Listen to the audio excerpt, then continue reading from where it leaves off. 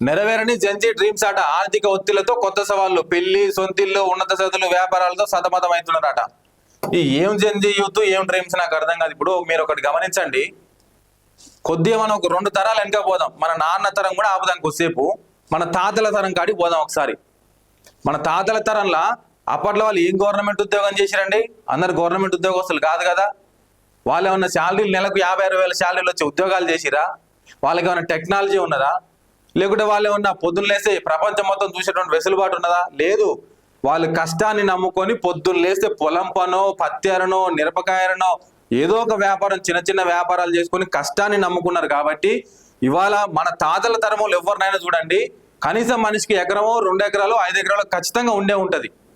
ఇవాళ వాళ్ళదే మన తండ్రులు మళ్ళీ కొద్దిగా అంతో ఇంతో ఒక ఎకరం సంపాదిస్తే అది మన దాకా వచ్చింది. కానీ ఇప్పుడు ఉన్నటువంటి వాళ్ళకి ఎందుకు సాధ్యం అవుతలేదు? మరి అప్పుడు కూడా గాల్లే మనుషులు, అప్పుడు కూడా గదే తిండి, అప్పుడు కూడా గదే భూమి, అప్పుడు కూడా గదే సమాజం కదా. మరి అప్పటికిప్పటికి ఏం తేడా ఉన్నది? ఏం తేడా ఉందంటే అనవసరమైనటువంటి పెంట పెట్టుకుంటున్నారు ఇవాళ ఉన్నటువంటి జెన్జీ వాళ్ళంతా.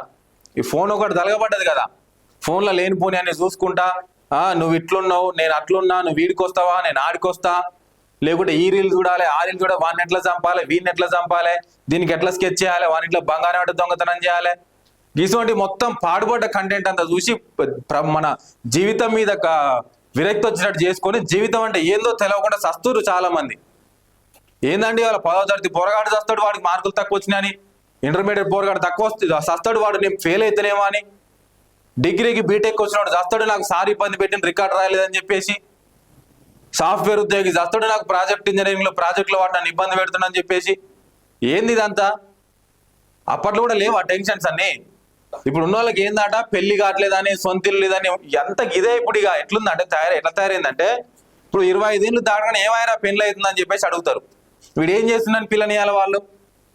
ఇంటికి పోయి వ్యవసాయం చేసుకుంటున్నా ఎంతో అంత మంచిగా ఉంటుండే.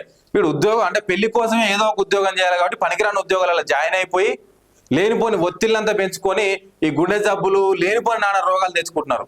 పెళ్లి అయిపోయింది, అయిపోయి ఏమైనా ఇల్లు కొంటున్నవారు హైదరాబాద్లో, ఇటువంటి టెన్షన్లు. మళ్ళా ఊళ్ళో ఇల్లు ఉంటుంది దానికి, మళ్ళీ అయినా హైదరాబాద్ ఇల్లు కొనాలి. తక్కువ అవుతుంది, 10 ఇల్లు కొనాలంటే ₹1,00,00,000 తక్కువ ఏడరాదు. ఆ ₹1,00,00,000 వాడు ఏం చేయాలి? 5 లక్షలు 10 లక్షలు ఎన్నో అక్కడ కూడబెట్టిన డబ్బులు తీసుకొచ్చి ఐఎంఐకి డౌన్ పేమెంట్ కట్టి జీవితాంతం ఐఎంఐలు కట్టుకుంటే కూర్చోవాలి. ఇక ఒత్తిడి మొత్తం కూడా ఇల్లు కట్టాలని, నేను ఇదంతా చేయాలని చెప్పేసి ఒత్తిడి బాగా. సో గతంలో కూడా మన తాతలు బ్రహ్మాండమైన ఇల్లులు కట్టారు కదా అప్పట్లో, అందులో ఉండలేదా మనం? ఇలా ఏందో హై క్లాసులు, 1000 క్లాసులు అంతా ఆగమా, కోట్లు, 2 కోట్లు, 3 కోట్లు, 5 కోట్లు ఇల్లు అట. యోని బుట్టిలో ఇల్లు రాబాయి, నాకు అర్థం కాదు. నీ కారు లేకపోయినా, ఇల్లు లేకపోయినా ఎవడేవాడు ప్రశాంతంగా బతుకు చాలు. నువ్వు 4 రోజులు ప్రశాంతంగా బతికి నీ పిల్లలకు మంచి చదివి.